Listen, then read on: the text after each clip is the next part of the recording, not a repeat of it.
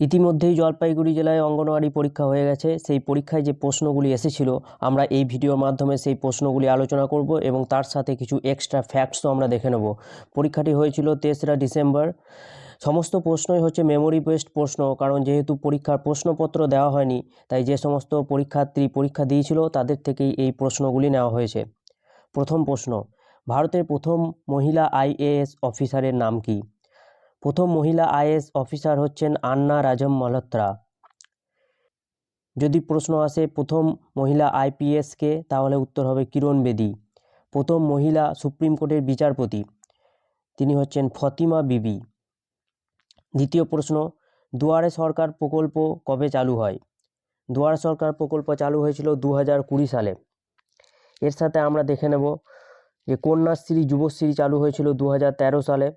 গতিধারা প্রকল্প চালু হয়েছিল 2014 সালে। এটা একটু ভুল হয়ে গেছে, 2014 হবে। সবুজ সাথী প্রকল্প শুরু হয়েছে 2015 সালে। রূপশ্রী প্রকল্প 2018। লক্ষ্মী ভাণ্ডার প্রকল্প চালু হয় 2021 সালে।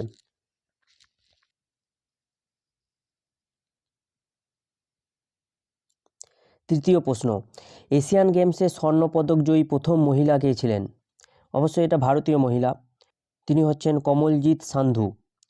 যদি জিজ্ঞেস করা হয় অলিম্পিকে পদক জয়ী প্রথম ভারতীয় মহিলা, তাহলে হবে কর্ণম মালেশ্বরী, তিনি ভারোত্তোলনে ব্রোঞ্জ মেডেল পেয়েছিলেন।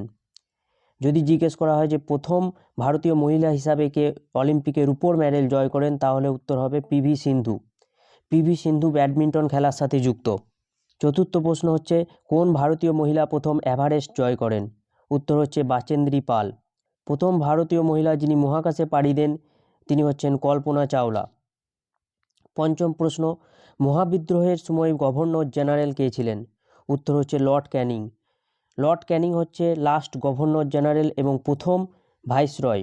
যদি জিজ্ঞেস করা হয় প্রথম ভাইসরয় কে ছিলেন, তাহলেও উত্তর হবে লর্ড ক্যানিং। এছাড়াও আমরা দেখে নেব ভারত ছাড়ো আন্দোলনের সময় ভাইসরয় ছিলেন লর্ড লিনলিথগো। স্বাধীন ভারতে প্রথম গভর্নর জেনারেল ছিলেন লর্ড মাউন্টব্যাটেন। বাংলার প্রথম গভর্নর জেনারেল যদি জিজ্ঞেস করেন তাহলে হবে ওয়ারেন হেস্টিংস। ভারতের প্রথম গভর্নর জেনারেল জিজ্ঞেস করলে হবে লর্ড উইলিয়াম বেন্টিং। 6 নম্বর প্রশ্ন হচ্ছে 2019 আইসিসি ক্রিকেট বিশ্বকাপ কে জিতেছে? উত্তর হচ্ছে ইংল্যান্ড।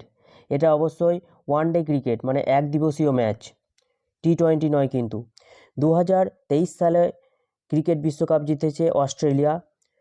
ভারত এখনও পর্যন্ত দুবার ওডিআই বিশ্বকাপ জিতেছে, একবার হচ্ছে 1983 সালে, একবার হচ্ছে 2011 সালে। ভারত টি20 বিশ্বকাপ জিতেছে 2007 সালে। 2022 সালে ফিফা ফুটবল বিশ্বকাপ জিতেছে আর্জেন্টিনা।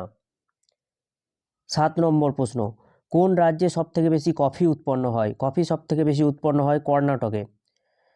চা সবথেকে বেশি উৎপন্ন হয় আসামে। ধান হচ্ছে পশ্চিমবঙ্গ।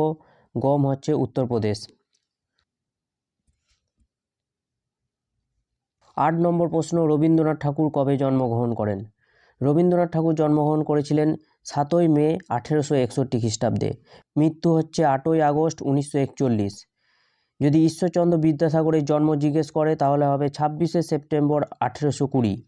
বিবেকানন্দের জন্ম হচ্ছে 12ই জানুয়ারি 1863। আমরা সবাই জানি যে উনি শিকাগো ধর্ম মহাসভায় বক্তৃতা দেন। সেই বক্তৃতার ডেট হচ্ছে 11ই সেপ্টেম্বর 1893। নেতাজির জন্ম হয়েছিল 23শে জানুয়ারি 1897। এগুলো এক্সট্রা ফ্যাক্টস হিসেবে আমি দিয়ে দিয়েছি, এগুলো একটু তোমরা দেখে নেবে। 9 নম্বর প্রশ্ন হচ্ছে সৌরজগতের সবচেয়ে বড় গ্রহ কোনটি? এটা হচ্ছে বৃহস্পতি। সবচেয়ে ছোট গ্রহ জিজ্ঞেস করলে হবে বুধ।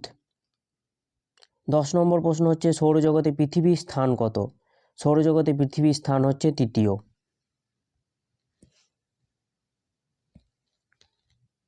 11 নম্বর প্রশ্ন হচ্ছে ভিটামিন শব্দটি কে প্রথম ব্যবহার করেন? ভিটামিন শব্দটি ব্যবহার করেন কাসিমির ফ্রাঙ্ক। ঠিক আছে, এর সাথে এক্সট্রা ফ্যাক্টস হিসেবে আমরা দেখে নেব জলে দ্রবীভূত ভিটামিন হচ্ছে ভিটামিন বি, ভিটামিন সি। ফ্যাটে দ্রবীভূত ভিটামিন জিজ্ঞেস করলে হবে vitamin A, vitamin D, vitamin E এবং ভিটামিন কে। এবার আমরা দেখে নেব কোন ভিটামিনের অভাবে কি রোগ হয়। যেমন হচ্ছে রিকেট রোগ হয় ভিটামিন ডি এর অভাবে, স্কারভি রোগ হয় ভিটামিন সি এর অভাবে, রাতকানা রোগ হয় ভিটামিন এ, পেলেগ্রা রোগ হয় ভিটামিন বি5, বেরিবেরি রোগ হয় ভিটামিন বি1, বন্ধ্যাত্ব হয় ভিটামিন ই এর অভাবে, হ্যামারেজ বা রক্তক্ষরণ হয় ভিটামিন কে এর অভাবে। তাই ভিটামিন কে হচ্ছে রক্ত তঞ্চনে সাহায্য করে। এরপর 12 নম্বর প্রশ্ন হচ্ছে জন্ডিসে কোন অঙ্গটি আক্রান্ত হয়? এটি হচ্ছে লিভার বা যকৃৎ।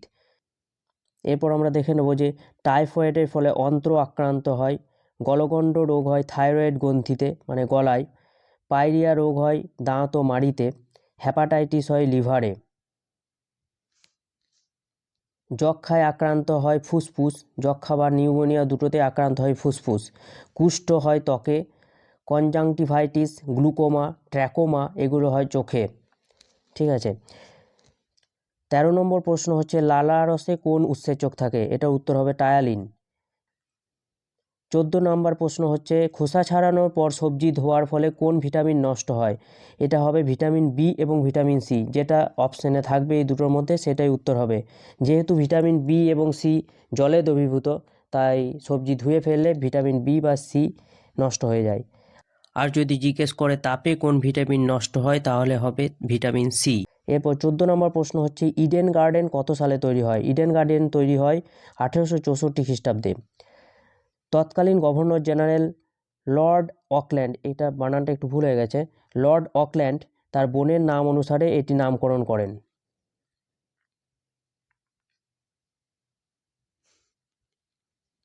হাওড়া ব্রিজ তৈরি হয় 1943 সালে। 15 নম্বর প্রশ্ন হচ্ছে জাতিসংঘ কত সালে শিশুদের জন্য কর্মসূচি গ্রহণ করে? এটা হচ্ছে 1989 সালে। জাতিসংঘ প্রতিষ্ঠিত হয় 1945 সালে। ইউনিসেফ প্রতিষ্ঠিত হয় 1946 খ্রিস্টাব্দে। ইউনিসেফের ফুল ফর্মটা তোমরা একটু দেখে নেবে, ইউনাইটেড নেশন চিলড্রেন ফান্ড। 16 নম্বর প্রশ্ন হচ্ছে এনপিএজি এর ফুল ফর্ম কি? এটা হচ্ছে nutrition programme for adolescence girls.